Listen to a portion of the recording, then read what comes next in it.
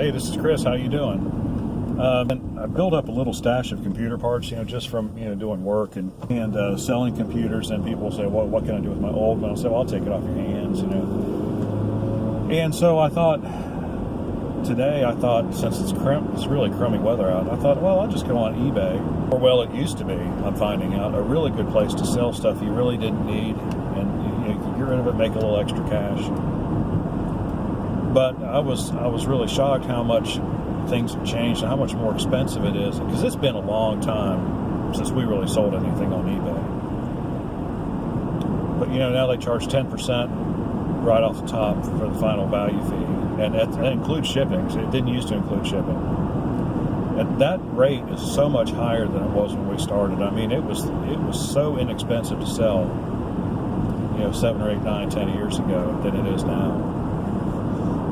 So eBay gets their 10%. You get paid with PayPal. PayPal takes their. It ends up being about 2.9%, I guess. But then it's 35 cents, I think, plus the 2.9%. So if you sell something really cheap, they really kind of get you a lot harder than if you sell something more expensive. And then of course you have to ship it. And so I realize you kind of work that into your price. But then you look at the problem arises then. When you look on eBay and you've got something you want to sell, say, like today I'm looking to sell some a motherboard from an old Dell desktop that it's still useful. I just didn't feel like buying a hard drive to put into the machine, so I decided to part it out. And so I'm looking, they're going for about $20-25, and but then you start to think, well, if it's if you get $20 or $25, you're going to spend more than likely, more than $10 or more to ship it, and probably more than that, probably 12 or 13. You put in a flat rate box, it's like almost $13, and so then you're left with 12, and then that's minus 2.5 for eBay, that's $9.50, and then another $1 or so for PayPal. So you're talking about $8 out of 25 you get to keep for yourself. But you can't ask. You could ask for more money on eBay, but you aren't going to get it because there's 10 other people selling the same thing, and they're all, it's all $20 to $25. So $8.50 is kind of an optimistic thing. The only advantage of eBay now is you can just list stuff and it doesn't cost you anything to list. And so you just put it on there forever till it sells. And so, hopefully somebody comes along and buys it. But it's really not the way it used to be, where you could put some stuff on there and you could get a decent price, and then eBay and PayPal didn't cost that much. That's like 13%. Now it used to be like maybe 7 or 8% altogether. It's pretty much doubled from what I recall. I could be looking at the pass-through rose-colored glasses, but I don't think I am. So anyway, that's the deal with that. And so I was a little dismayed by that. It's like I'm selling my stuff and everybody else is getting money except for me. And so it kind of, takes the wind out of your sails a little bit. But,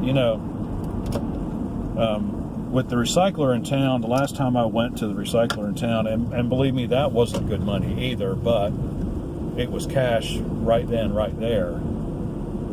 And I could count on, taking a load in once a quarter, making $100. That was pretty good.